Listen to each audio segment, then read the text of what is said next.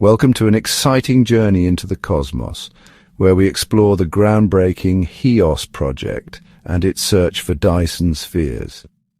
Imagine a structure so audacious, so ambitious, that it makes the pyramids of Giza look like Lego blocks scattered on a living room floor. We're talking about harnessing the power of a star, people. Funded by the Swedish government, this project aims to detect these incredible extraterrestrial power plants because, let's be honest, if an alien civilization is advanced enough to build something on this scale, they've long outgrown the need for things like, well, fossil fuels. Now, you might be asking yourself, Neil, how do you even begin to look for something like that? Well, my friends, that's where the real fun begins. We're talking about infrared astronomy, waste heat, and the very laws of physics themselves.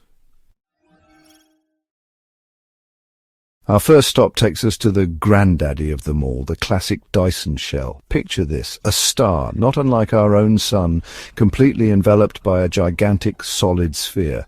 I'm talking a sphere with a radius roughly the size of Earth's orbit. This isn't some flimsy structure held together with duct tape and hope. We're talking about a super strong material capable of withstanding the immense gravitational forces and stellar radiation. But here's the catch, and it's a big one. A solid shell like this, while incredible to imagine, is incredibly unstable. Think about it. A slight nudge from a rogue asteroid, a gravitational tug from a passing star, and boom! Your Dyson shell is now the galactic equivalent of a cracked egg.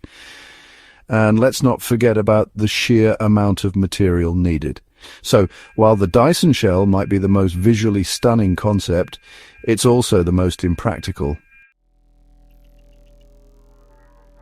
Let's move on to something a bit more realistic, shall we? The Dyson swarm. Instead of one massive and frankly improbable shell, imagine a swarm of millions, maybe billions of smaller solar collectors, all gracefully dancing around the star.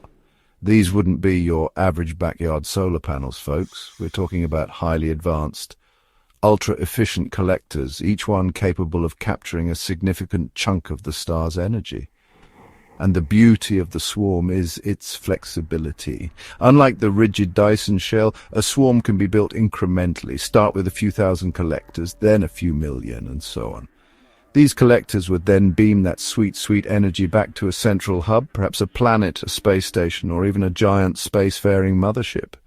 Now, detecting a Dyson swarm wouldn't be a walk in the park. Individual collectors would be too small to see directly, but the collective infrared signature, that's a different story. Chapter 3, the Dyson bubble riding the waves of light. Now let's talk about elegance. Let's talk about the Dyson bubble. Forget about massive structures. Forget about swarms of collectors. The Dyson bubble is all about harnessing the power of light itself. Imagine a constellation of incredibly thin, reflective panels strategically positioned around a star. These panels, like celestial surfers, would ride the pressure of the star's radiation, remaining stationary relative to the star. These aren't your average mirrors, folks. These panels would redirect the star's light, focusing it onto a central collection point like a cosmic magnifying glass. The beauty of the Dyson bubble lies in its simplicity and stability. No need for complex orbital mechanics, no need for constant adjustments, just pure, elegant light manipulation. Chapter 4. The Dyson Ring, a stellar halo of energy. Buckle up, space cadets, because we're about to enter the realm of the Dyson Ring. Imagine a massive ring encircling a star like a celestial halo.